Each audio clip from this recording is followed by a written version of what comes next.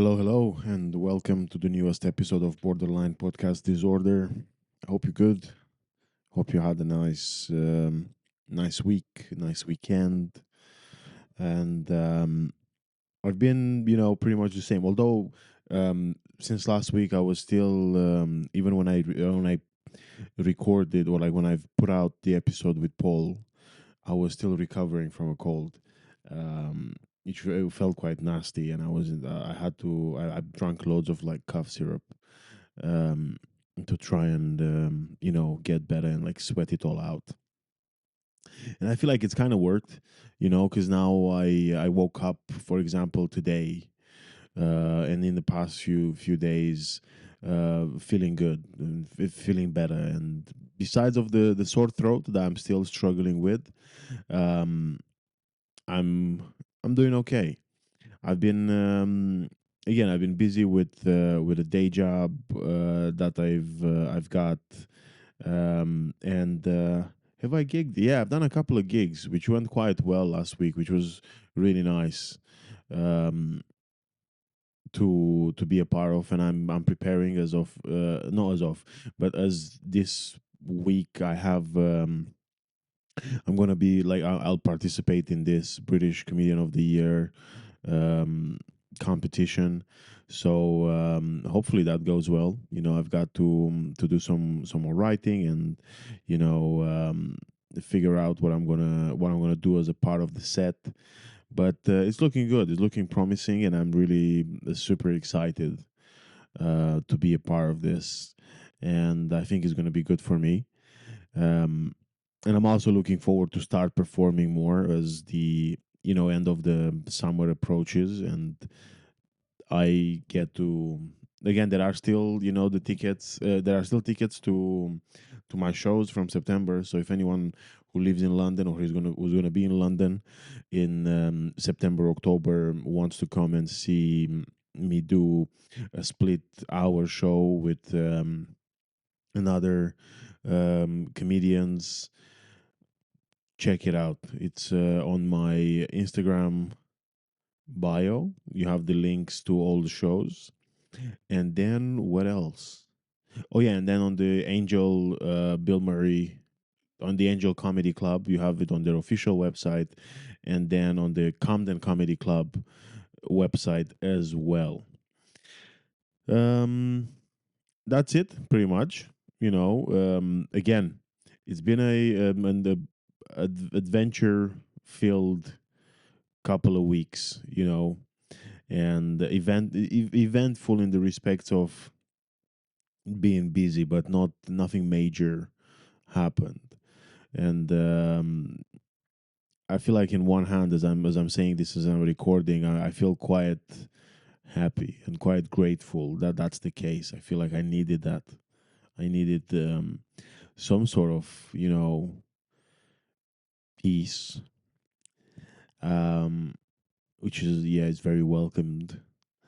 And this week's episode is a wonderful one. I've got Kim Hope on.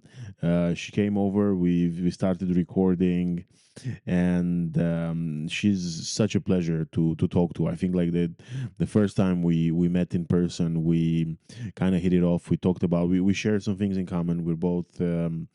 Um, we're both I keep forgetting the word, but it's like sober. We're both sober. We I can't even remember how, but we got into talking about like addiction the first time we met. Perhaps it was either a joke that she's done, or someone else might have made a joke again, like as a part of their set, and then we started chatting about it. Either way, I felt really it felt like it was really easy to speak with Kim, and then I've reached out to her and we made it happen. Although many, many months ago, I feel like yeah, we kind of like met and gigged together over a year ago, something like, yeah, I think over a year ago, actually, last summer. But look, it's been such a pleasure to have her on. and you will see that the conversation went. I don't want to say it went pretty smoothly. It was a good conversation. I hope you enjoy it as much as I did. She's uh, she's a brilliant person, and it's been an absolute pleasure and an honor to have her over. And now I'm going to leave the intro at that. I feel like I've given you everything you needed, or like everything that I feel like you needed, or not needed, but anything that I wanted you to have. Guess that's better. And that's it. Yeah, we'll leave it at that. Enjoy the conversation with Kim, and I'll catch you after.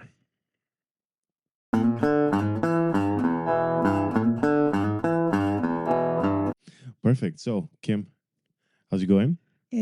I'm very well. Thank you. Thank you. It's lovely to be here.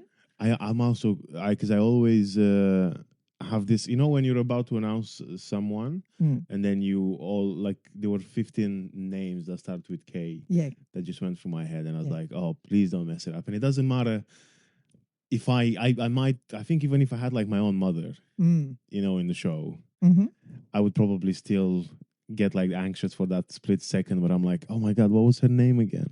Absolutely. But we've only met once before, and Yeah. you're Comedy Levy. And I went, hang on, how is it pronounced? So now I get to ask you. Oh, it doesn't matter either Levi or Levi, because actually I thought when I did the hashtag, not the hashtag, sorry, the handle, I thought it's going to be comedy Levi because he's like in the old version of the word, which is like as in like you have to pay a tax, sort of like this is a levy. But I don't think anyone, besides of me, I did cluck that as well, so that's why I got confused. Good, that's good. So at least I know it worked for one more person. One Luddite, one person who goes, yes, the typical English, the original meaning of that word, blah, blah, blah, blah. Exactly, yeah. So you see that was my play like with words. The pedants. I like it. Thank you. I'm glad. Yeah, and I also because I think loads of my comedy is not loads, some of it, or I'd say the bits that work the most, or some of the bits that work, some of the bits that work the most are around wordplays. So that's why I thought, oh, you know what, this would go really well because then it adds up to the to my whole persona. However, how are you? I'm really well. I'm really well. Am I allowed to mention the location and my mode of transport? Good. Yes. Central line notwithstanding. Nice work, TFL. Love what you do. I was sitting, I don't like being late. I do not like being late. I would prefer to be early, but if not early, on time, like on the dot, a minute out before the time. I want to be knocking outside your door waiting for the clock. I'm that person.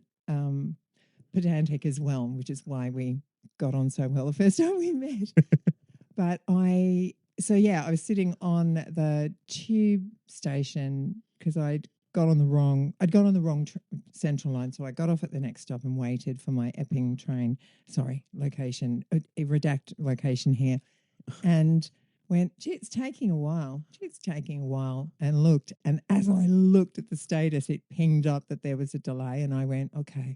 I breathed through that, but then got off the tube station at the tube station and walked to where you are. I will not say the location. And because, he's a man, he just wants his privacy. Okay. Yeah, that's true. He's got a wife and cats. Family to protect, okay. So I just went, it's all been worth it. So I'm feeling good. That's very good. I'm glad you say that. The weather seems to be nice. Yes. It seems to be like I don't know. I woke up, although I was quite tired because I've been working on my day job during the weekend. But I was like, oh wow, today I actually, like one of those days when you wake up and you're like, oof, feels okay. Like although it's quite packed up, I'm like, okay, I'm feeling good about this. And also, I appreciate you coming, making the journey and everything. I was going to say sorry because I did forget. If you want, you can swear in the podcast. You can be as like basically don't hold back any words. Although I do appreciate the location thing. Yeah. Yeah, I don't know why, but yeah, I think I'm like I don't want people taking pictures of. Yes, you don't want to be walking onto your balcony in your underpants of a morning and getting packed. It's just, Yeah, I've seen. I used to see when the Vatican thing happens with the Pope, and I was like, this looks like a nightmare. You don't have any privacy. Although it's quite nice to have so many people knowing that they care about you. I true, think that's quite nice, true. but still. Yeah, I just did. I've shut the locations off on my phone because I'm just never sure who's listening to No me. way. Yeah. Do you do that like often or? Uh yeah. To be Oh, honest, yeah. I mean, I know I'm just a little drop in the ocean, but I don't like apps using my you know, location. I've heard this before, and I used to be the guy who was like, and what, like even if someone's, but then I was like, still, you wouldn't, you would even if you're just a little stat where he goes like, oh, here is someone, who I don't know likes this. This is the favorite color, and this is the place that like, still no, But yeah. it's also too that these apps that a lot of the time we pay for or who make huge amounts of revenue, if we all did it, they'd have to pay us for our data. We Yeah, don't yeah, give yeah, them yeah. our data for free. From the minute Facebook was set up and I joined, not I wasn't that early, but I was quite early on. I didn't put correct information in my information. I didn't put my correct number. I didn't put my correct age because I don't actually know Oh yeah. I'm not just giving you this for free. I would like something for it. Thank you. So I'm still I think in my on my Facebook I'm still based in Buenos Aires, nice. Argentina. Yeah, I used to do that because there was like a little thing that you could do to get YouTube Premium for cheaper. So that's how Uh-huh. it started.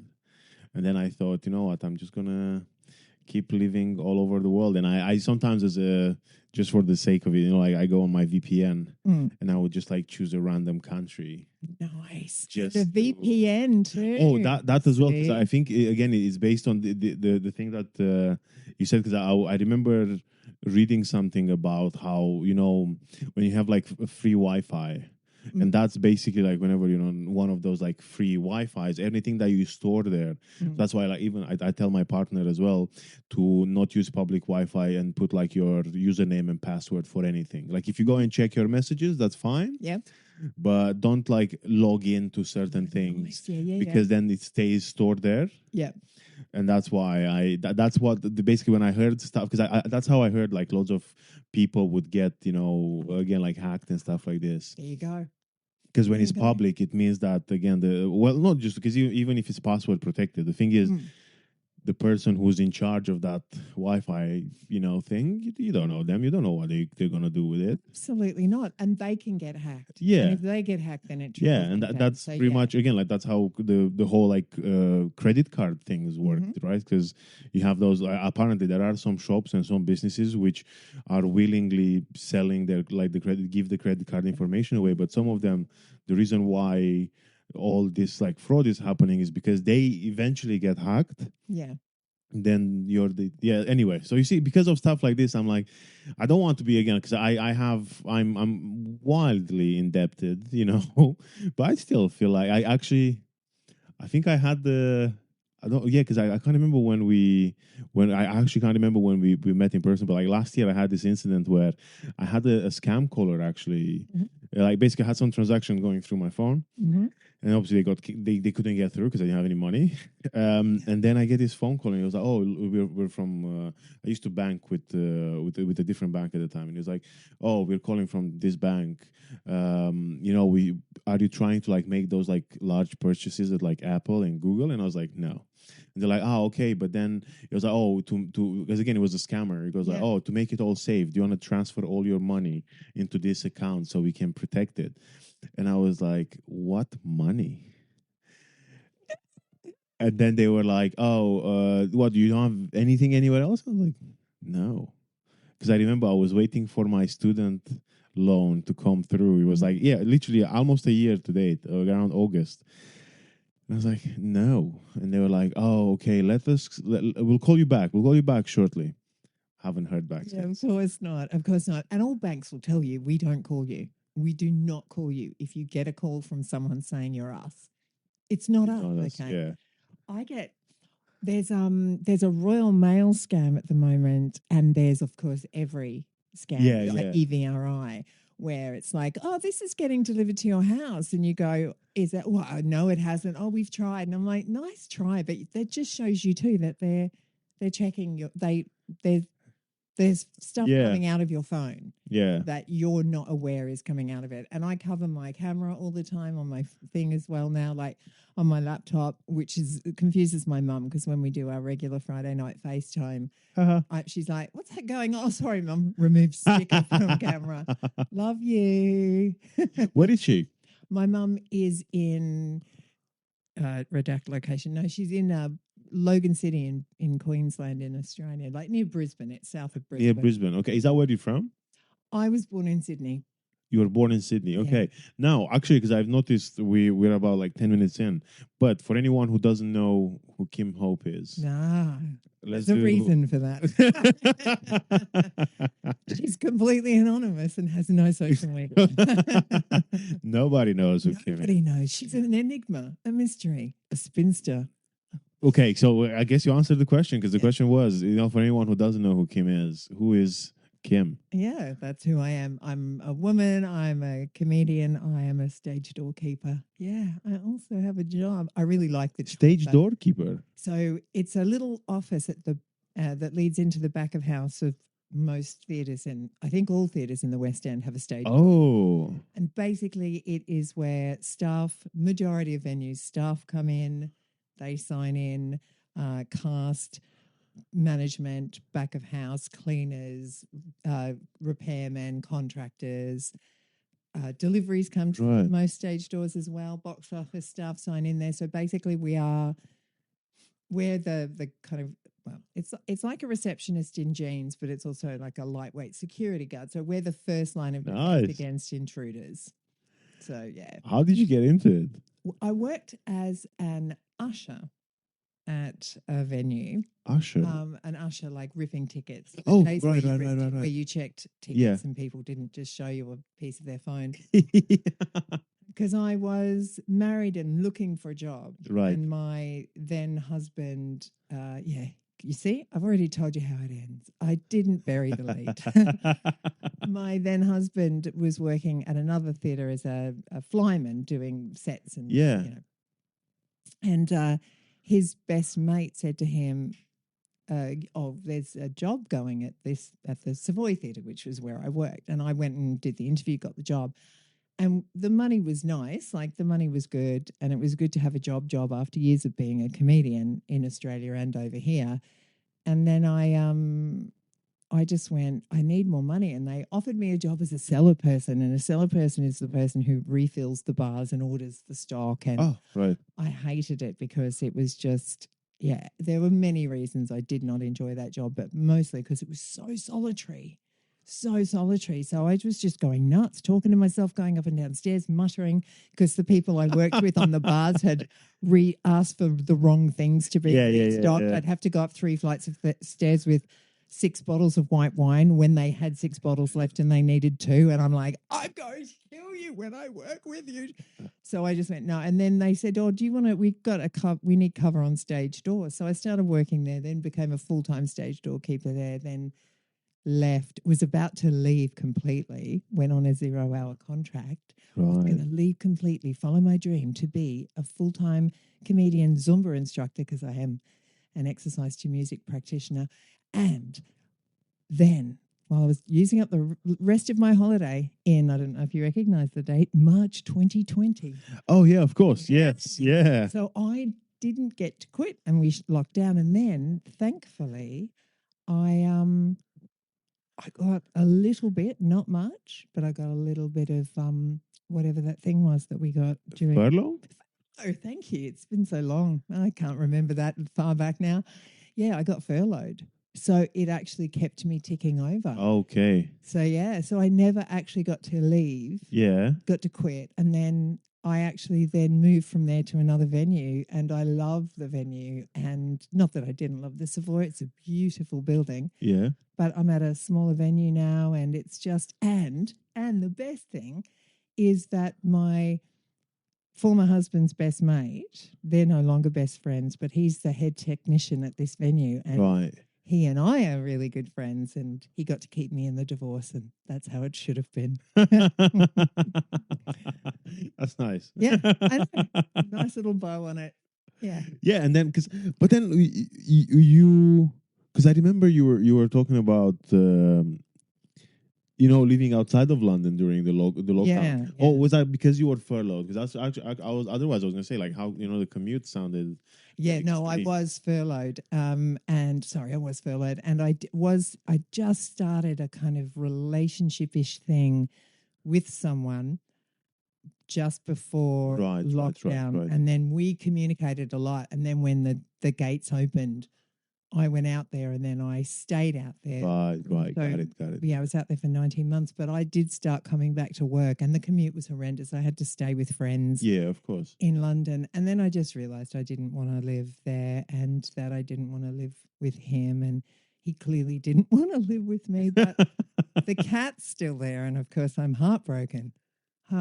She's the thing I miss the most. Which is fair enough. I think we do fall in love with these little babies. These little babies that couldn't care about you as long as you feed but then they snuggle up to you for warmth or affection, but then they go, and now I'm done. And that cat taught me a lot about boundaries. And I thought I was a dog person. Right.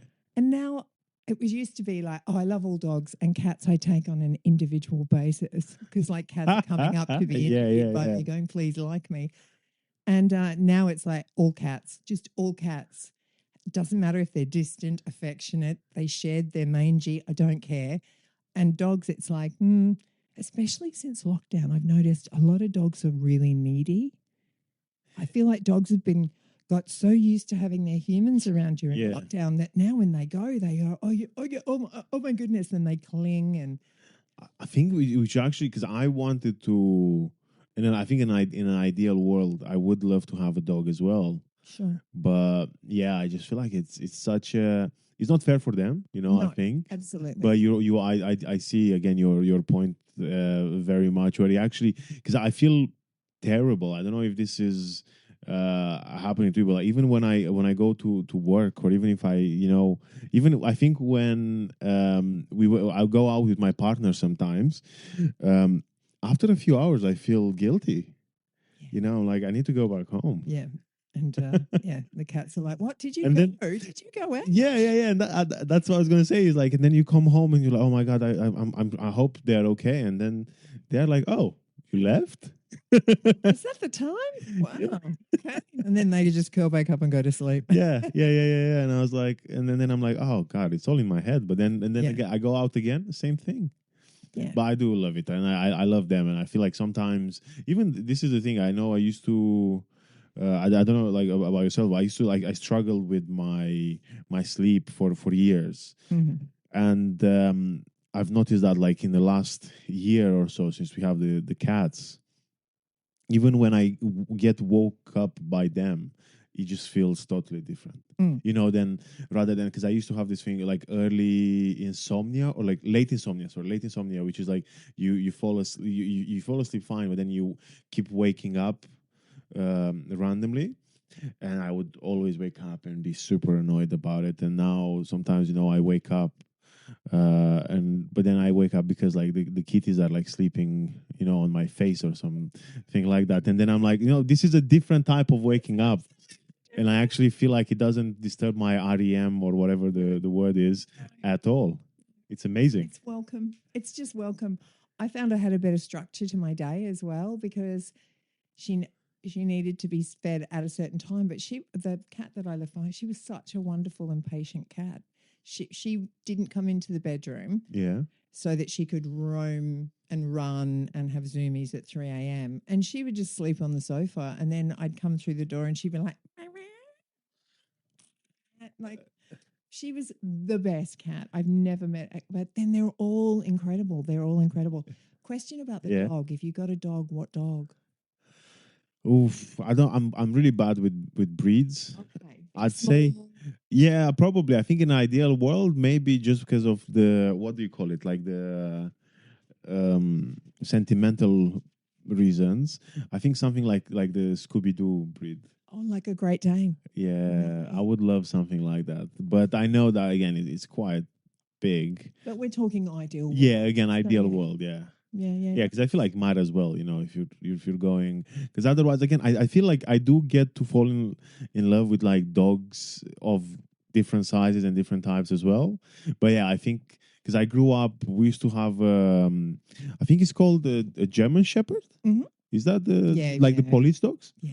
Yeah. So I we had one of these when I was a kid, and then also we used to have loads in my grandparents' house in Romania. They had those like the cross breeds and stuff like this. So they were all like different sizes. So that's the thing. I grew up with like dogs who looked literally like a little rat, and then I had those like massive, like Mm. because again the German shepherds were actually the ones for protection. Yeah. Um, yeah, and I think I always grew up kind of like, oh, having a big dog is kind of Yeah. the dream, and I still remember, yeah, I like that sort of. I mean, like, again, not even the protectiveness. I just liked the idea of having a big dog. I think, Yeah. Yeah. yeah, No, I like but that's we had a why, German Shepherd when we were kids. yeah. He didn't last long, unfortunately, because he loved playing with the Oh, cat. right, And the cat would lie on her back and just go scratch, scratch, scratch. And he'd be over her with yeah. his mouth open, going, "Oh my God, this is so much fun." And one day his face swelled up, and we took him to Oh the no. vet, and they said he had an abscess on his tooth, but she had hooked his tooth with her gun, Oh, with the and he claw. died of septicemia. He died of blood poisoning, and Oh we no. were heartbroken. I know. Sorry to bring the vibe No, down. it's okay. We Don't had worry. another dog that lived for 15 years. She was a little Australian Silky Terrier, which is like a Yorkshire Terrier. Yeah, But yeah, yeah. yeah, she was so sweet. She was mad. You see, that's what I'm saying. Like even terrier, they look cute, and I think all dogs, you. Sometimes I just think it doesn't really matter because Yeah, if yeah. you create a bond or like if you You just go to a rescue. Like my best mates had this amazing dog for years. She was a Staffy Jack Russell Cross, and she was the most stunning dog, like so beautiful and so knowing. I'm like, I feel like you're smarter than me. And she went, I am. But they met. They went to Battersea Dogs Home, yeah, and she was sitting in the back of her enclosure, and she hadn't moved for anyone. And the boys walked up. yeah. Am I too loud? No, no, no, Okay. that's perfect. The boys walked up, and she came up, and Steve put his hand out, and Steve was the one who was more scared of dogs, Yeah, and she licked his hand, just like, "Hi," yeah. and they went, okay, well, this is our This is dog, that this is dog. our dog. Yeah. Yeah, she's just the most beautiful, funny girl, and she was just her markings were stunning. Like she had Cleopatra eyeliner around both her eyes, No way. and she would sit on the sofa with Yeah. her arm on the side, just kind of like draw me like your French girl. Yeah. And I was just obsessed with this dog. I was obsessed. I've got more photographs of her in my phone than I think I have of any other dog that I've ever met ever. No I way. love that dog. She was my screensaver. She passed away in 2020.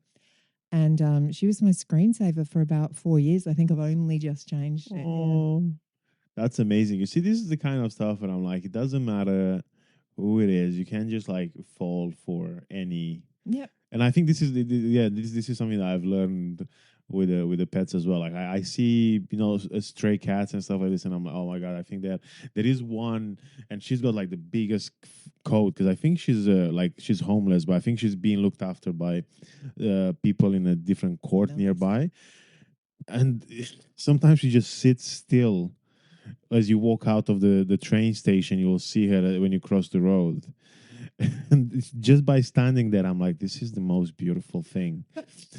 The love hearts come out. Your Yeah, eyes, yeah, like in yeah, a yeah. cartoon. Yeah, it's like because I'm also the same guy who would like make fun of the people who bought that banana strung to the wall for like 5 million Oh, yeah, pounds yeah. or But whatever, of course. and I'm like, how what like Yeah.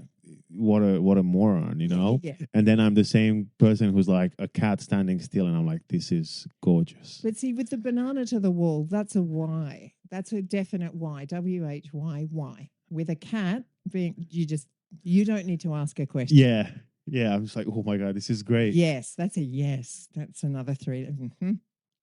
So you see, this is the that's the story. Oh my god, I forgot his name. Anyway, what I was gonna ask you is, Mm. let's delve a bit more into you. Uh, Diving into me. Yeah. I've never had a lesson in my life. Diving into me. Yeah, I actually have, and that's how I sound. Can you imagine? Really? Imagine what I'd be like if I actually had lessons and Oh, stuck right. with them. But so you're from Australia, Yes. and then were you always like? How did you get to work in the theater? Is it that because you were it was that like your From passion, to work or in the theatre here or to yeah, do or actually let's go all the way like we to the don't have beginning. enough time. We don't have I have had about 18 different, like, I'm one of those people, there's a path, right? And I Right. go, great, there's a path. And then something distracts me on that path and I go, I'm sorry, I'm not going to walk on that path, and I go over there. And then about 2 years later, I go, oh, that was such a mistake. That was such a mistake. Then I'm back on the path and I'm going, and and then, oh, something else. And can I just say, for the record, oh, look at those tiny birds. Anyway, I got to see, oh my goodness, I didn't mean to point out, obviously, how I get distracted, but I saw a bird out a window and went, oh my goodness, it's Oh, very yeah. small. And it's They're so drinking from a water pipe. yeah, they're so cute as well. So dear and wonderful. I shouldn't face a window. I She know. was going inside the pipe. I know they make Anyway, delicious water in there.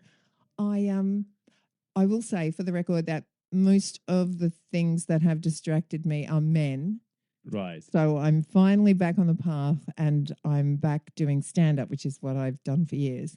And I've also said no men. And if I ever quit again, I quit forever. Like, that's it. No more walking. You don't walk off the path again. If you do, you stay off the path, because Right.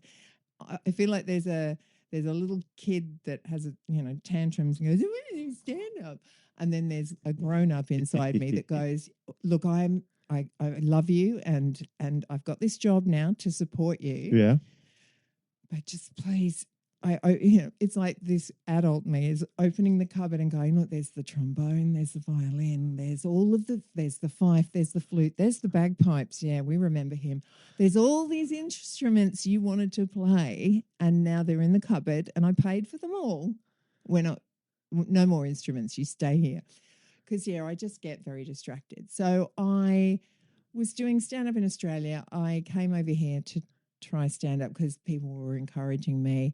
And I came over here and I did it for a while. While I was doing stand up, I met an open mic comic who I then started dating. And he was the person I ended up marrying. And he was like, he was very young. He's very nice. He's no longer doing stand up. Of course, I won't name him. I'm really, really grateful to him because we got married, I could apply for permanent residency Right. in this country because I was too old to apply for that 2-year working visa. And then you need to prove that you're of benefit to the country anyway to stay. And I don't know that my employers would have said, she's great at the theatre, please let's keep her. They would say, look, I think a mop with a paper plate for a face could do her job. However, so he was also working at another theatre Yeah. because, like all good open mic comics, he had another job Fair to enough. support himself to live in London because she's gorgeous, but she ain't cheap. So, yeah, that's how I started working in the theatre. I'm not a big theatre goer. I was working in a musical theatre venue initially, and musical theatre isn't a thing. Like, there are people who are obsessed with it and love it. And I've seen some awesome musicals, but it was never something I went, oh, I must work. No, it just happened. I It just see. happened. How did you get into stand up then in the first place? I was annoying the hell out of my friends, trying to be funny. And I Right. grew up watching a lot of stand up, and my dad was a huge fan of, excuse me, British stand up Oh, and British comedy shows. And in Australia, on the ABC, which is like the BBC, we got a lot of British television. So right. I loved that kind of stuff too. And comedy just seems so colourful. And all the TV shows in Australia that comedy shows are so colourful. And I went, this is great. And then I moved to Melbourne to study drama. I Right. auditioned for a drama school and got into it. And Melbourne at the time was the home of comedy in Australia. So when I finished drama school and was, I mean, unless there was a role for the woman who ate Summer Bay, I wasn't really going to get much work in TV. I'm not saying I'm just I'm a large person. I'm large boned. Even at my skinniest, I weigh like 10 and a half stone. Like, and that's with nothing. Like, I'm big structured. I'm 5'11", and working in TV, they're very small, and there has to be a reason for me to be uh, on Ramsay Street. And yeah, normally it's to break something and then leave. So I wasn't getting much work. And I always wanted to make people laugh. I loved making people laugh. So my friends signed me up for an open mic night and went, please. And then, unbeknownst to me, they booked 20 tickets and came along. So, Yeah, yeah, yeah. yeah, and that was it. I had such a nice time. I don't think I took a breath. It was a 5-minute spot, and I started. And then I just did Yeah. everything. Yeah. And that set I think became like a 15-minute set by, a couple of years later, because once I Spacing. breathed, I found more funny and I spaced it out. Yeah. So yeah. And then were you are you like the same, do you do the basically when you started doing stand up, or even I think even now, when is the Kim that you imagine doing stand up as like the stage persona, because you were saying about how you grew up with, watching like comedy and stuff like this. Is- Are you the comedian that you thought you'd be before you went on stage, or have you changed style wise and things as such? Interesting. Several things there. So one, I don't think I ever imagined who I'd be. No way. Yeah, I know I don't. I mean, because everyone I watched was a man. So I don't remember, because at that time, I think my heroes were Billy Connolly and Eddie Izzard. So, Right. I Okay. mean, Okay. Okay. Eddie Izzard, of course, she, when Susie came onto the scene as Eddie, we were all just like, we just went, that's who we want to be. And I love that glamour, that heightened Yeah. glamour. So maybe maybe it's why I always try to dress nicely and I always put makeup on for stage.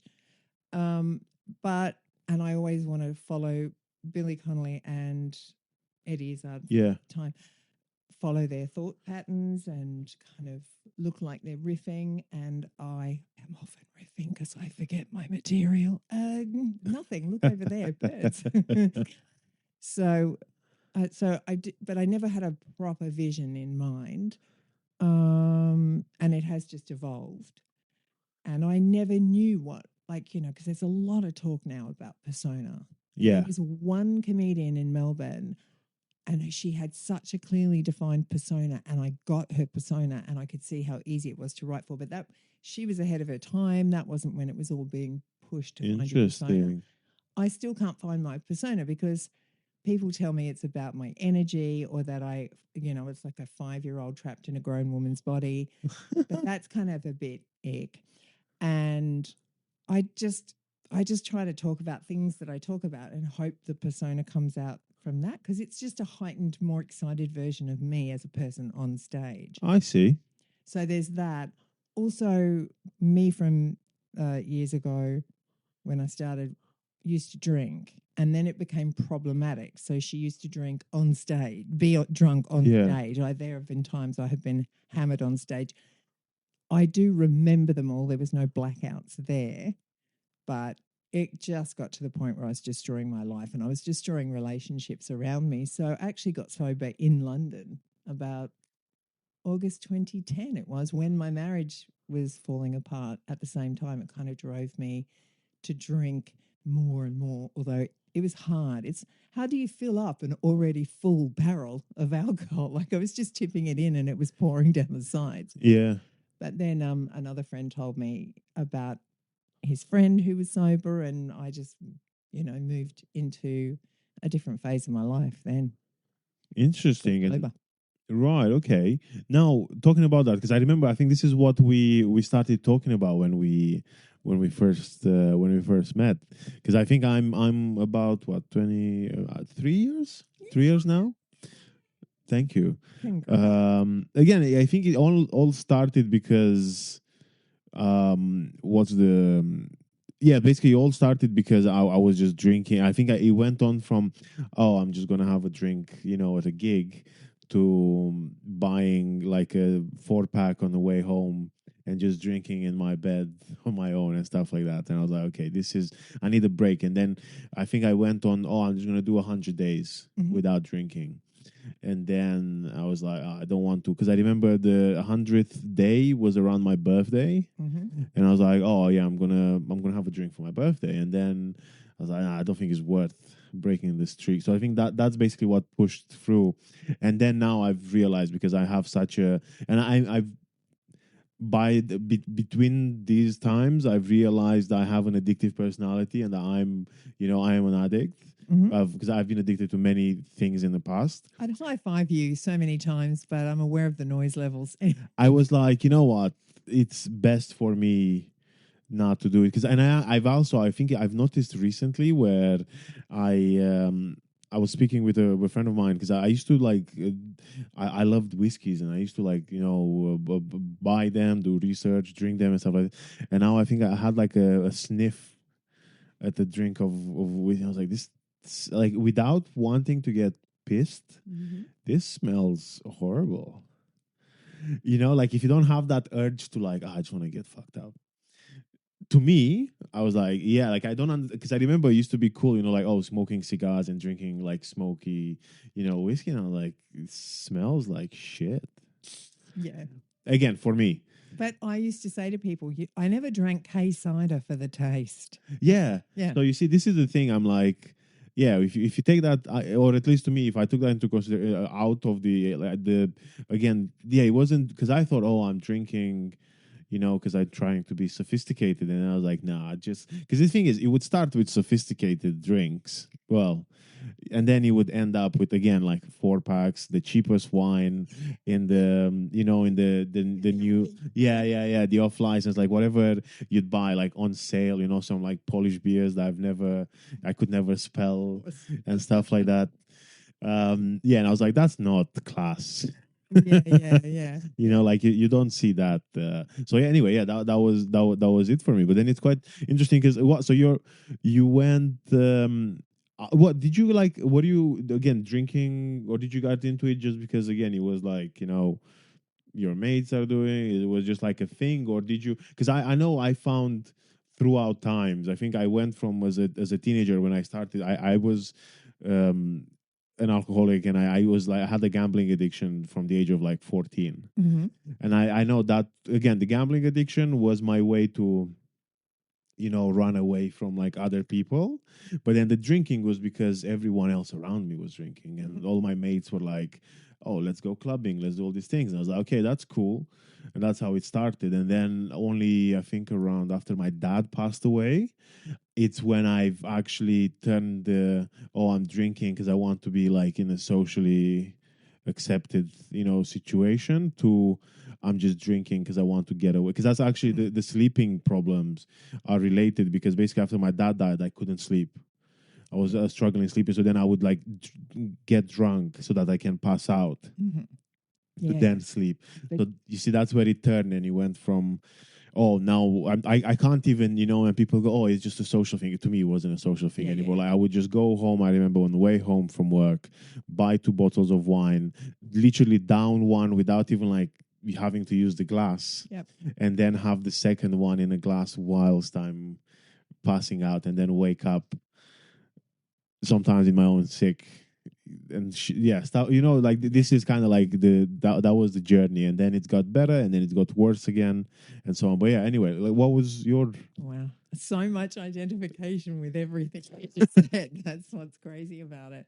Because that when you said that about the sleeping, falling asleep was never an issue for me, but I would wake up and my brain would be on fire. It was like Yeah, I'd have a moment of, because I'd always tell myself, oh, I can sleep in tomorrow, I can sleep through this yeah, tomorrow, but the sleep was not in was fine, but sleeping was never the option because it was like there was someone in my brain, and I'd wake up, my eyes would open, or I'd become conscious, and just at that moment of there would be this person just kind of sitting on me, smoking into my face, going, "Let me tell you what you did last night." And I could not sleep. Like the film would start playing. It was just horrendous. So I couldn't wait to actually drink again to make that go away.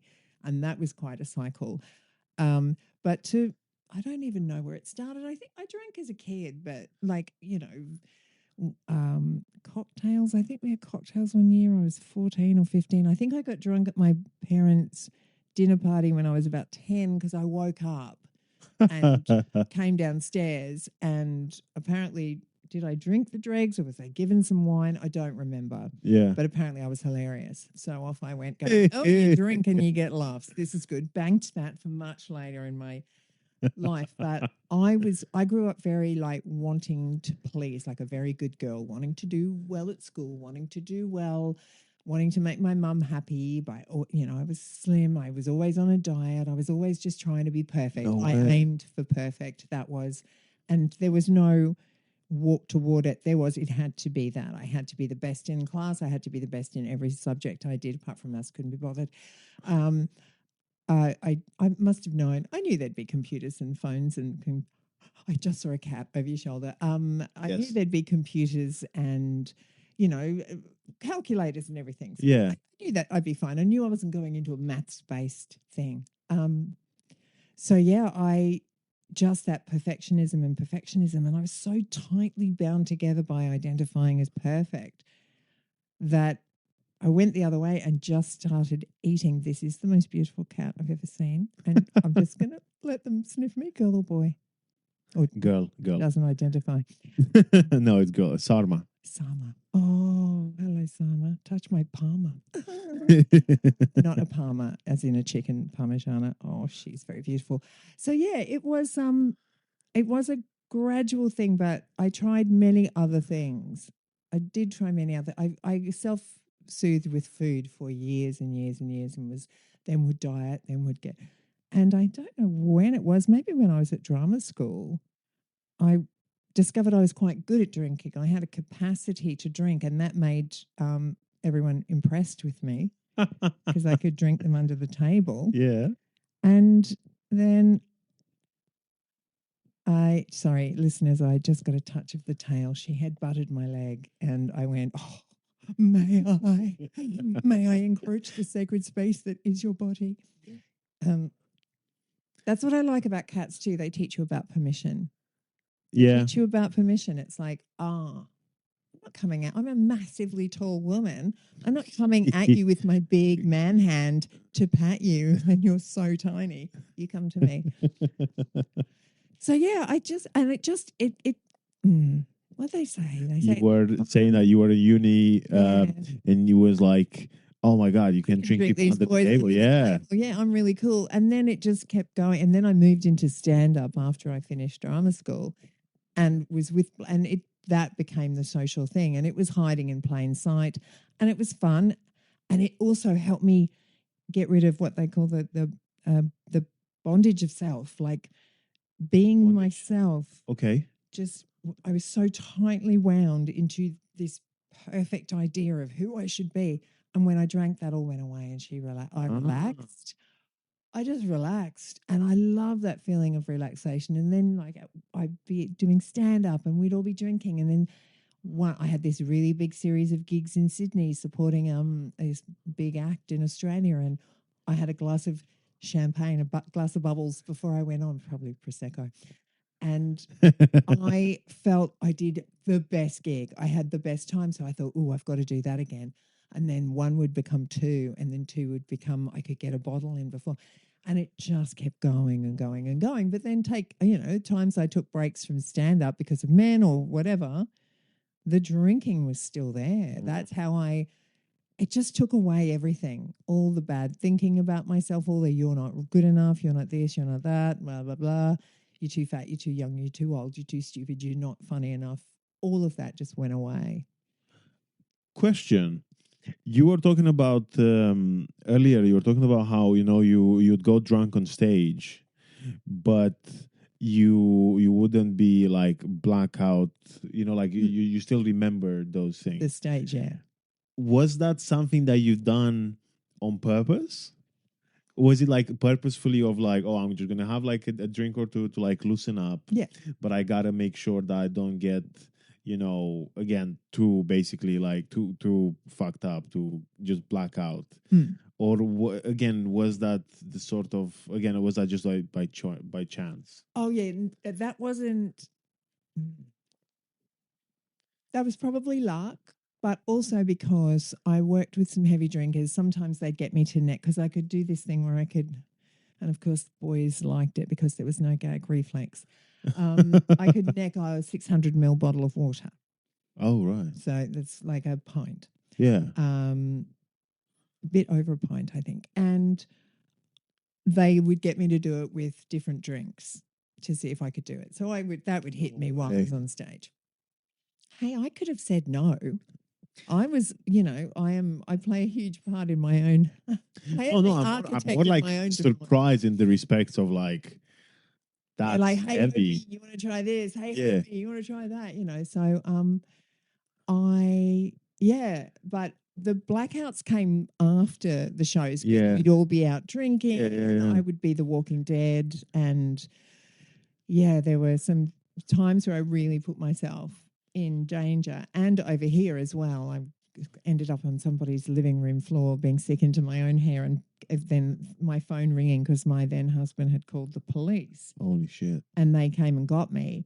And things like that, like wake up calls, scares like that, were always followed by a period of sobriety. Like I Right. would not drink, I would Yeah. not touch the stuff for 3 months, for 9 months, for 6 months. Yeah. But then something somebody said would bring me back, or I'd think, because I didn't understand the nature of alcoholism, I would think, oh, I don't have a problem if I can stop. Stop. Yeah. That's not my problem. Meanwhile, she's smoking one between each finger, just like every day. I can stop any time. Right? So, yeah, it wasn't until my friend spoke to me, whose aunt had been his aunt had died of alcoholism. Right. And he doesn't drink. Oh, he rarely drinks himself, but he had a friend who was in recovery Right. from alcoholism, and he put me in touch with her. And it was when I went to an Alcoholics Anonymous meeting, Right. and it was just really enlightening to hear the nature of alcoholism, and it made complete sense. But also by then I was ready to give up. I wanted to stop, and I wanted to stay stopped. I didn't want to have to ever pick up a drink again. I wanted to be able to navigate social situations, bereavements, breakups, and I've got to say, I've done lots of those in sobriety. High five me now, yeah. Come on, yeah. Legend. That was always my time to play Unbreak My Heart by Tony Braxton, slide down a shower wall crying and drink at the same time. And the fact that I've navigated them without alcohol has been huge. The death of my father. Just so I have managed to, that's what it taught me. It just taught me, oh, it's the first drink that gets you drunk. You don't pick up that first drink. Guess what? Your quid's in. All right. With this, another question, the thing I'm curious about. What because obviously you're talking about like drinking with friends or like in the like a social group, but were there signs from I guess like were like your family or like even some other close friends, were there any sort of were there any people being like, hey, that's a bit worrying, like the way again it's kind of like there is drinking and there is drinking heavily. Have you had anything like that? Have you had any worries like this or anything From as friends such? or family? No. And there were times where I was just a complete, I can swear, wanker. I was a complete dickhead when I drank. There was a time when I knew my then husband, I suspected, no, let's not say knew. I suspected my then husband was cheating on me. and he was, and he had this particular whiskey that he liked, Three Right. Monkeys whiskey, and I had exhausted my own stash of booze that I'd bought on my way home. Right. I had drunk those 4 cans and started on his whiskey Right. and had called my mum. And I do remember I was getting ready to visit my mum, and it's actually not long before the marriage. I left to go to Australia, Yeah. and I didn't ever come back. I Right. came back from Australia, but I never moved back into the flat. Right. And so I was drinking, and my mum said, "Can you just do me a favor? I was drinking his whiskey, and she goes, "Just don't drink anymore tonight. Don't be sitting up waiting for him when he comes home." Yeah. And I could hear her. She had the mix master, like what do you call them here? Like one of those kitchen Yeah. things. Yeah, That you. yeah, you make cakes in. Yeah. She was making my favorite biscuits ready for me to, Oh. yeah. So I could hear and I could almost smell the like Yeah. vanilla and the powdered sugar. And I went to bed, and Yeah. that was, oh, and also when I stayed with her that time, because I hadn't broken up with him, I hadn't broken up with alcohol yet. She was wrapping the wine bottles in newspaper to put them in the recycling because Right. she just went, I just don't want that loud clanging. So she was acting in a way that there was a behavioral thing. But of course, I was the first one in my family to identify as an alcoholic. Right. So, and in my group of friends. Right. So nobody understood the nature of alcoholism because I didn't. So how would I Right. expect them to? We were all heavy drinkers. I did some dangerous things, but people went, well, that's just Kim. She's Yeah. just Kim. You know, she's Yeah. going to walk home, isn't she, in the middle of the night, isn't she? She's going to fall over and she's going to like flirt with the bouncer. She's going to try and chat up the cigarette machine. She's going to do ridiculous things and then go, where are my clothes? You know, that's just Kim. Because I don't think I was ever a belligerent drunk or a fighty drunk. It Yeah. was just all of that tightness that I found Yeah. Yeah. in Yeah. my day-to-day life of like the pressure to be good that I put on myself. Uh, uh, when that was gone, it was like the pendulum swung the other way, and I Yeah. was the fun girl. Come on, everyone, you know, rent. What's that for? So Got it. yeah, nobody. And actually, I had a few people try to help me and like, oh, you need to drink a pint of soda water for every pint of beer. Yeah. And I'm like, yeah, what you didn't realize is in my former life, I used to neck 600 mils of It's fluid good. Yeah. for the joy. So I can get all of that down me. It's fine.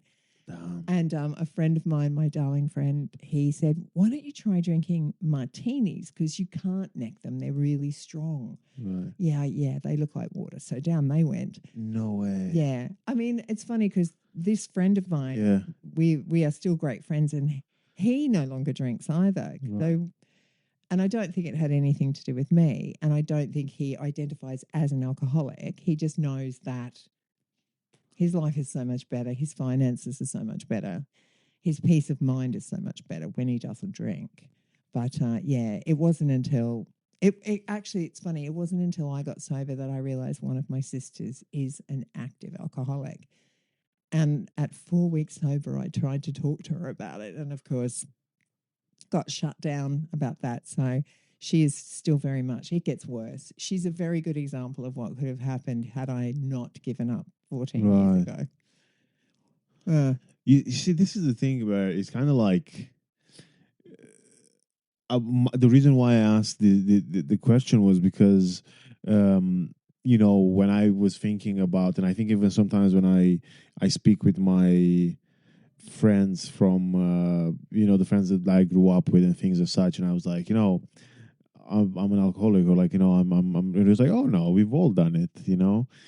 Yeah. And it's in a sense, I think to me, and I don't know if you've struggled with this as well. I have struggled for a bit where I was like, okay, so is that then in my head? Like, am I the one who's making this more than it should be? Was it just the case of like, oh, we all just do it, and that's pretty much it, or is it something more to it? But see, that's why I think when my friend Eduardo, because I always give him credit for my sobriety, when my friend Eduardo said to me, my aunt died of this and I don't want you to die, it was that he recognized alcoholism. He knew what alcoholism was. And I think with your friends, when we're all drinking heavy, nobody thinks, Yeah. well, you're an alcoholic, because we all do it. It's not, and it's also, it's not how much you drink or when you drink, it's what the drink does to you. Yeah. So that's it as well. You don't have to be sitting on a park bench, although you can be having a lovely wine. Yeah. You don't have to be homeless, living on the streets. You don't have to, you can be getting up, going to your job every day. You can have a family, a nice house, and a car, and still be an alcoholic. You can be male, female, trans, whatever, not a binary, non binary. You can be any kind of person. Well, you see, this is the thing where I was kind of, where to me it made me realize, and it was a big part of stopping, was just the idea of, it doesn't feel like I'm doing it. It almost to me was like I'm not doing it for the right reasons. Yeah. Because I remember, like, I used to have, like, friends holidays where we would just like get, like, we go on like a piss up for like the entire week, and it was fun, and it was, you was good. But then I realized that, then okay, like that I see, and I can, although I'm not doing it anymore, I don't want to, because I still like my hangovers also because of my medication with the for personality disorder and everything. It's like my hangovers are long as fuck. Like I get like 3 weeks long hangovers. But anyway, coming back, all I'm saying is I see that and I understand that, and I think, you know what, to an extent, I look at like even like my younger relatives and stuff like this. I'm like, you know what, beautiful, because I love that. I remember when I used to be, your age, and I used to do these things. Absolutely. But then I also know the moments when, I would always be the one who wouldn't want to go home, or like when the night has to like kind of like stop, I'd be the one, no, let's go, like, where's the after party, let's keep on doing this, let's, and then that's where it gets a bit.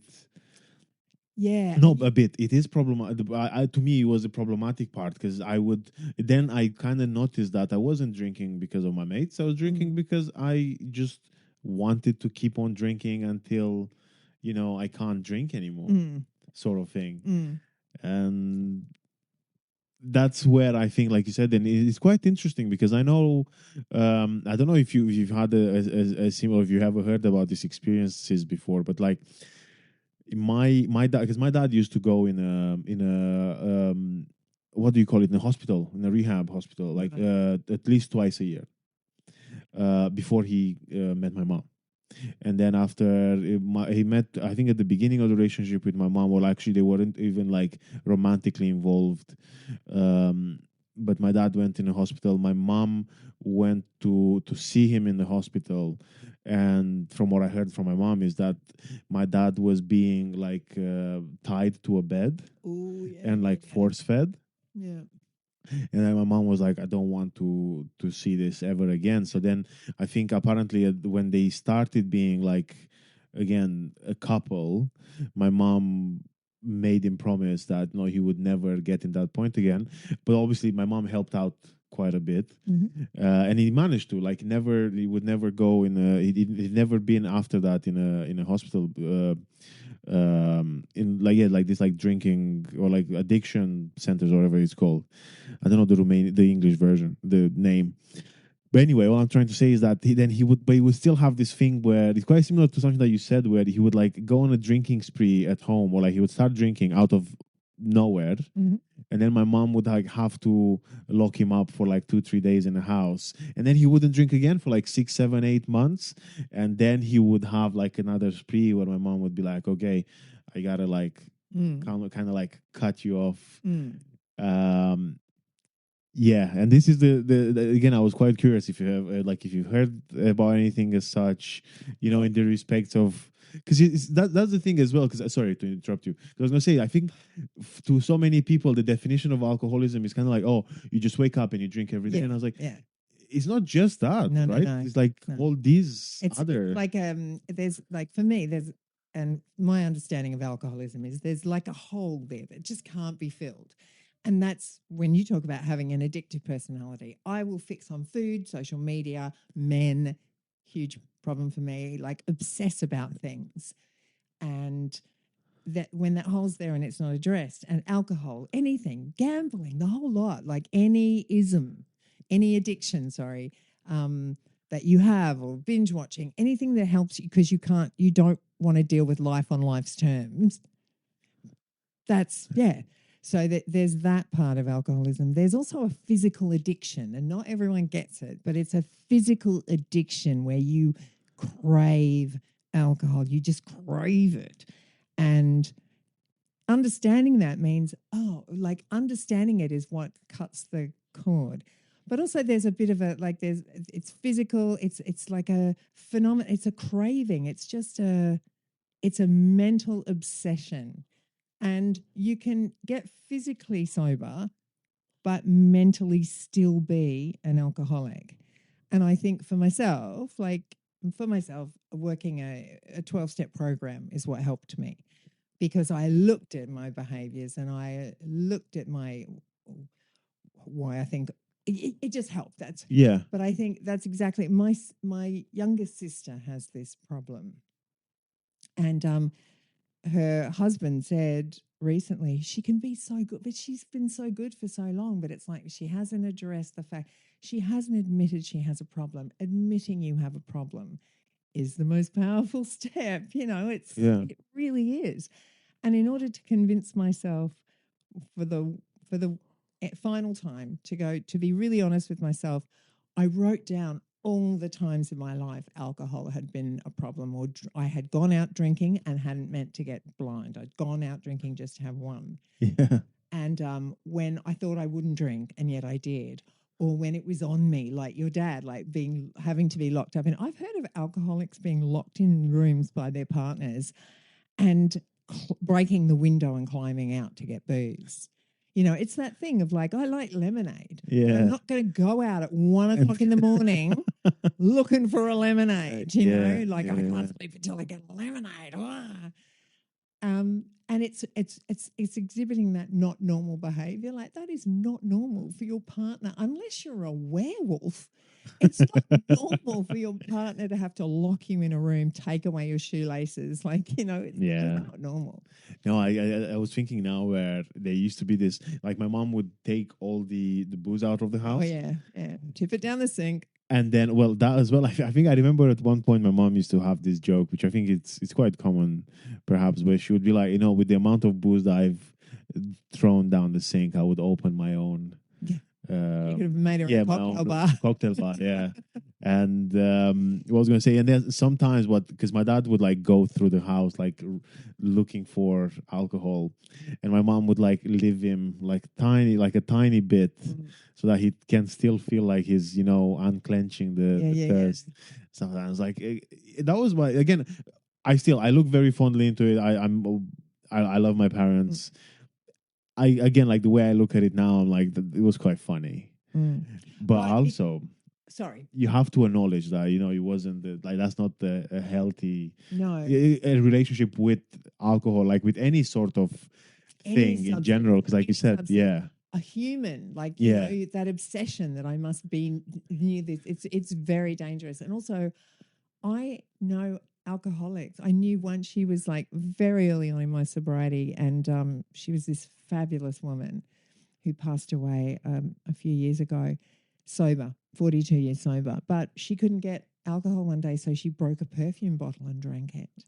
No way. Like, when it's on you, you will injure yourself. Yeah. People would drink not methylated spirits here. It's very different. But in Australia, it's like rubbing alcohol. Yeah, we do that. Yeah, we should do that in Romania. Rubbing alcohol in a little street cocktail. Sorry, there's cats in the window over there now too, and it's killing me because they've got their cat grass in the window. Yeah, anyway. We used to get the rubbing like medical alcohol, which was blue, and then they would strain it through bread. Have you heard about that? No. Yeah. They would take the color out. I think, yeah. And then they got blue bread as well, which and then tasty. you would like strain it through bread and then drink that. But again, that I'm talking about, like, this was like pretty much almost like the homeless sort of like recipe for drinking, Okay. because that was the cheapest alcohol. Yeah. But then I also like, oh my god! Then I remember sometimes because I used to have a friend who owned like this almost like a bodega. I think that's like the English, although I know it's not like familiar in the UK, but it was basically this thing which is like, it's not a bar because it's almost basically, it's pretty much like the size of a tube carriage. Mm-hmm. And then again, it's not a bar per se, but he has a bar, Mm-hmm. and then he has a bit of a shop, and then people would like, Oh, that's where you would go and buy cigarettes like at the one by one, yeah. or as a Gotcha. full pack, or out. But that's also where you would go. I think it was pretty much like for working, like a working man, or like a work, where you'd go like nip out, have a quick drink, go back Yes, and work. right. Wow. So one of my friends used to have that, and then I like, they used to sell, because me and my dad, we used to go to Ukraine, and we used to commute a lot between the countries. But then you'd have people going like and buying pure alcohol from Ukraine, like the one that's used for medical purposes, bring it to Romania because it was cheaper, and then they would sell that to people, and people would drink it. Wow. And that those were like, I remember when we had our roof done, which is, Oh no. yeah, no, you just have like our roof done, and then you'd have these like the roofies, and they would just like have like a quick shot, And then get back. go work, and then come back down, have another quick shot, go up. And then it was like, I'm talking about like summers where it's like over 30 degrees, and then it's when not this type of roofing is the one with like the more shiny one, the thinner. Like a corrugated iron? Yeah. Yeah, right. That was the thing, and I was like, how can you do that? Because you're almost like you're getting burned. Yeah, You'd be baking up you're, there. you're getting burned by that, and then you're also like pissed. Oh, wow. And I remember just like being so anxious and just kind of like looking at these men and thinking like, this is in a very twisted world, this is really fucking cool. Yeah. Because you'd have all these, and also like they would like light up like chain smoke and stuff, and I'd be like, this is wild. No hardness or anything, you just had those guys. Yeah. And I remember one of my family neighbors, because I think the place I come from, the place my dad comes from, loads of people struggle with alcoholism. My uncle is like, I think, yeah, he's 21 years sober now. But I remember when he became like 18 years sober, he was like, I can vote now. It's like, So for me. yeah, like I can. I'm old enough to vote now. But then I remember one of our neighbors. He was again this guy who would like do the roughest jobs in the village, but he was always pissed, and I was always like, this is incredible, because the guy would be like doing again like splits between like trying to knock stuff, like again he would be very good handyman, and then I always thought he's gonna die from this, and then I think he. Oh my god, I can't even remember. Sadly, he passed away, but he was very old. He was like he passed away in like, although he was still working, like by the way, in like his 60s or 70s, and he was still very flexible and like, working around. And I think he passed away from like oh my god, I can't remember. I think actually he was probably, I think, like a liver or kidney failure. But I always thought he's gonna die because he's gonna get injured. Yeah. And he didn't, but still, like I remember alcohol related. Yeah, and I remember my dad would go, because we'd have those like fire pits, and again that was like a fairly common thing in Romania, and you'd have them actually like working. This is not working, but you'd have them working, and then we'd have again like he would come and clean our chimney, yeah, clean the chimney, and he would be so pissed. Wow. And he'd be like, how do you do this? But I think too, I remember my former husband saying to me, there was a TV show he wanted me to watch because he was obsessed with it, Spaced.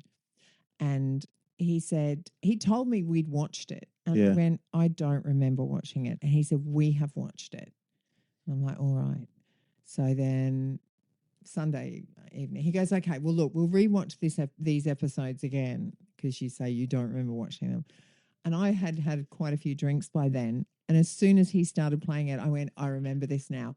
So there's a drunk memory and there's a sober memory. I reckon that when I drank, my brain went into remembered all of the Is it? stuff I Yeah, done yeah, drunk, yeah. but sober I couldn't remember it. So maybe he was a much better handyman and much more skilled drunk because he was all the fear was gone and he was functioning on his. I don't know. That is not. There is no Yeah. science behind this. This is hearsay. And also, by the way, I just thought about this for the first time in years. That's amazing. And that's why I was just like, oh yeah, what a Wow. weird. And then again, this is the thing where it's kind of like, you know, when you, oh yeah, I think my point, the point I was trying to Sorry, go I to. interrupted. No, you know that you interrupted me because you didn't. It's just that I remember when I started that phrase, I was like, there is a point to this. Okay. And I think the point is that, you know, when you're in those kind of like, those again acceptable situations, Yeah. that was like to nobody does that ring any bells because it's kind of like the yeah, like I remember we'd have like again people come and do like the work and stuff, and then you'd give them a little but like I remember when my again we'd have like people come and do like labor around the house. It was like a Romanian, like it was a custom to, you know, get the people who work for you lunch, but then that was also like a bottle of something. Okay. And then but then you wouldn't get like now when you think about it, if say you have like someone working on your house, Yeah. you know, you wouldn't go, oh, here you go, guys. I know you were gonna do some, yeah, Nothing else. yeah. Like you wouldn't go like, oh, here's a bottle of vodka or something to, you know, to keep you going through the day. And I was like, I think most people use coffee these days. Yeah, absolutely. To stay, you know, to keep going. Yeah, but the fact that it's just normalized and people go, that's what you do. And you know, in this sort of situations, to then go like, oh, I think there is a problem. But then because you were talking about your friend Eduardo, was he a part of like, is he a friend that you had again who was a part of this, you know, No, circle? no. All right, so you met I met through him, different. Yeah, I met him working at when I was an usher at the Savoy Right. Theatre. Right. Okay. That's he's not saying again. Like, it has nothing to do with like making sense. But I'm like, okay, I get it. So that's why he saw it because he was like, oh, I've been affected by it in this way. Yes, And then I see. and doesn't drink himself. Right. Every now and then, but Right. nothing. Yeah. Right. So it's that thing of like, okay, I'm concerned about my friends drinking because I was concerned about my aunt's drinking. My aunt's drinking killed her. Had to touch that, and I'm afraid my friend is going the same way. Okay, now because I'm aware we passed the hour, but I wanted to ask you two last questions. This is the because the last one is the plugging stuff, but the first one or the last question, proper question is, you know, you're talking about like how you went with going like, okay, I'm an alcoholic, or not again, at least you went on the journey of stopping drinking. And then you also addressed how you've got into, oh, okay, so now I can see other times or situations in my life when I've been having an addictive, you know, person like behavior, basically. What was that like? And then for anyone who's perhaps, you know, going through the same journey, how did you, because, you know, like, again, actually, it's two questions in one. Because my question is, you know, when you realize that, say, you're wrong or like you've done something wrong more than once, it's quite easy to feel perhaps aggravated about it and be like, you know what, I'm going to, again, because it's kind of like, I'll talk from personal experience, you know, if something doesn't go well, I'd be like, I would love to have a drink now because, you know, because it's kind of like, this is, I deserve it and I need it because it clearly shows that, you know, if I didn't stop drinking, I have another addiction. There is another addiction. There is another addiction. Yeah. Again, how did you come around noticing that about yourself? And then how did you manage to perhaps be kind to yourself and to, you know, still be able to work on your progress whilst acknowledging that there are certain things that might make you more not what's the word not fragile, but what's the word when it that may make you a bit, it can make you a bit like vulnerable. Yes, vulnerable. Yeah. Okay, sorry, and I was just getting opening my phone in case you wanted me to say anything about recovery and where people could find it, because I've got their app stored on my phone. Perfect. I identifying other addictions or other areas of weakness or vulnerability was part of working the 12 steps of Alcoholics Anonymous. That made me aware of, it's not just about, it's the alcohol that gets you there. Like, it's the ism but the ism is, the kind of the thing that stays. So I came for what did they say? I came for my drinking, I stayed for my thinking, my obsessive thinking about things that will fix me, trying to fix myself using externals. Yes. So the more I work the program, I practice the principles in my everyday life as much as I can. I attend meetings as often as I can, because that just reminds me, here's the same people who think the same way as me, and we give each other coping structures and mechanisms, and we support each other, and it's like group therapy. It's just so good. And also I work with a person, my sponsor, and I am in regular contact with my sponsor. And my sponsor is the one that reminds me to be kind to Kim. Please be kind to my friend Kim. Please be kind to my friend Kim, because I will ring and say, this happened and I didn't do this right and blah, blah, blah. And you're a human being, remember. And alcoholism is just one illness that you've got. Like, I have Graves' disease, like people have bipolar diseases, like mental illness. I've got a mental illness that I treat by staying in recovery, staying sober, attending meetings, being of service. So, but yeah, all of those little things popped up because I am first and foremost working the 12-step program, no longer for drinking itself, but I'm always aware that it could all come crashing back if I reached out and put that drink into me. But it's now I'm working on that thinking, that mental obsession with anything, those cats, anything, anything that I will fix. Can I ask you a quick follow-up question? Cool. How do you manage to, again, look after yourself? If, say, because I'm pretty sure you have had the urges of relapse at certain point, or whether even if you see someone who actually does relapse, how do you manage, or like, what's your views on, like, managing to be like, okay, fine, it's happened, now we start again? Yeah, absolutely. That's what you do, though. Like, you just start again. There's a thing in AA, we don't shoot our wounded. Like, if people go away and have a slip, they come back and they're greeted warmly. And it takes a lot of courage to come back after you've had a relapse. Right. One of my dearest friends relapsed after 4 years, and she tried everything on the day. She came to see me. She spoke to her sponsor. She went to a meeting. But she ended up relapsing. But she was back in a meeting the next day, which is really difficult. And she's now like 9 years sober. Wow.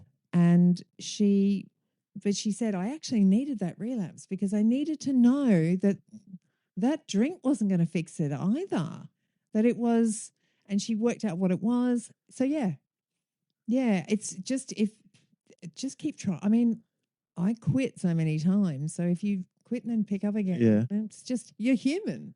It's about self-forgiveness, but try to get back to another meeting or try to get sober again. Try to make it to bed the next night. Put your head on the pillow without a drink.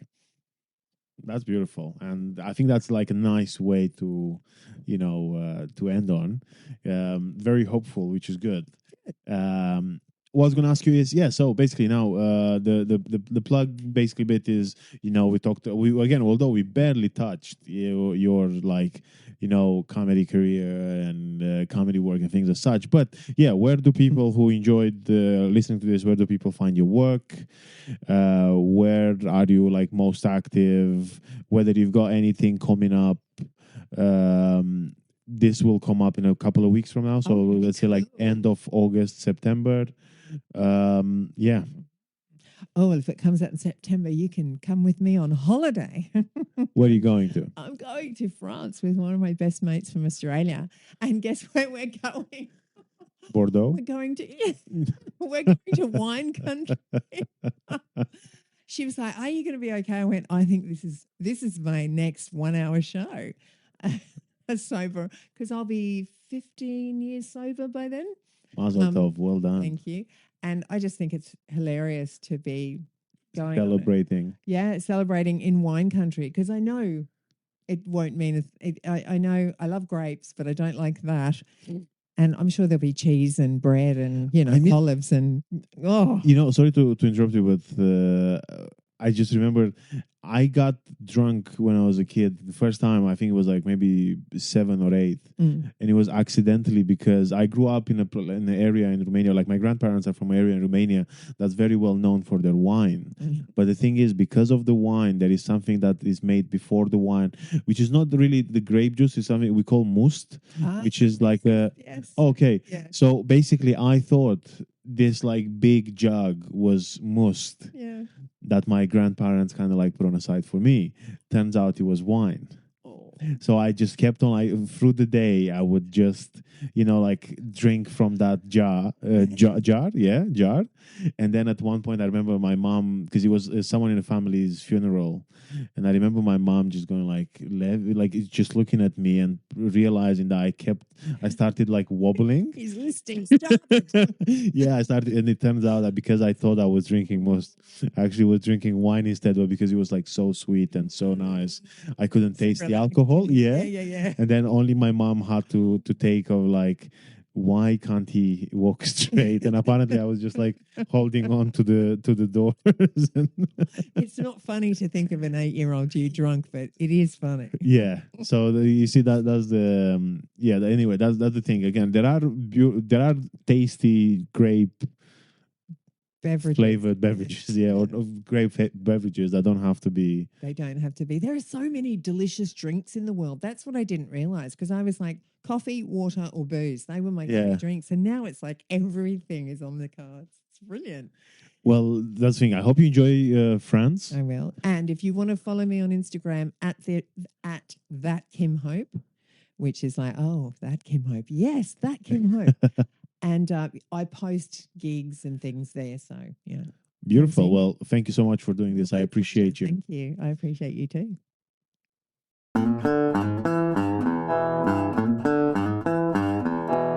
Okay, so how was it? What did you think? Was it good? Was it what you hoped for? Was it better? I had such a good time recording with Kim, and definitely feeling quite, lucky to have people like him come on the show, talk about their life, to share their stories, and I'm super grateful for that. I'm very grateful for the people who are behind me and support me. Um, Pretty much my partner, I think, and a couple of close friends. I'm not talking about any any I don't. I feel like as soon as I said that, someone might think that, oh, he's talking about the financial powerhouse that's behind this podcast, which I record in my living room with a interface that I bought secondhand on eBay. But no, it's again. I'm very grateful to the people who are supportive and people are behind me. Um, and whoa, God, sorry, I froze for a second. And I'm also very grateful to the people who, and I think I've said that before, but I'm super grateful to the people who come in, and do this with me. Um that's something that I don't take for granted, and I'm really grateful for.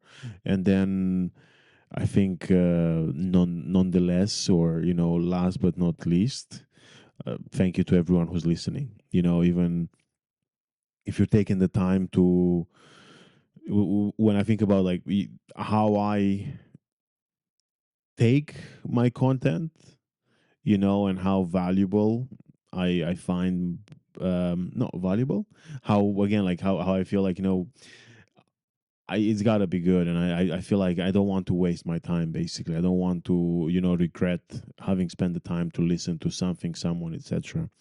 And then to have people who are actively listening to this, I think I'm actually saying this because I've got a lovely email from Spotify this week to tell me that the listens are the hours of listening and the followers are on the rise, and yeah, that made me want to. I think that's what made me want to share this again and be like, thank you so much for listening, everyone.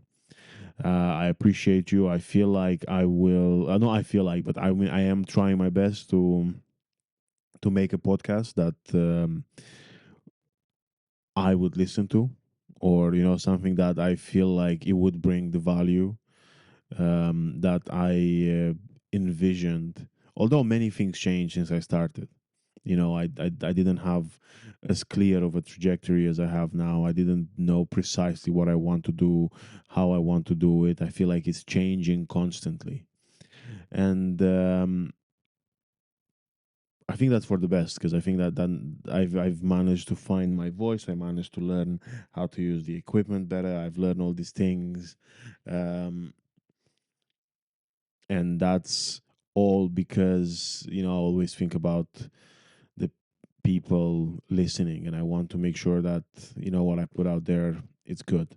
I know it's never going to be the best. I kind of came to that conclusion, um I think it's a part of doing stand up as well, where I'm always trying to improve, but I'm not going to hold on to something just because I'm like, oh, this is not 100% perfect. I don't think anything is, but I still want to share the work with others. So thank you for listening. Yeah, thank you for everything. Thank you to everyone who's listening, everyone who's been a guest, everyone who's going to be a guest, everyone who's being supportive. And yeah, I appreciate you all. And once again, check out that Kim Hope on social media for updates about Kim and from Kim. And then at my end, Comedy Levy 32 or levylupu.com.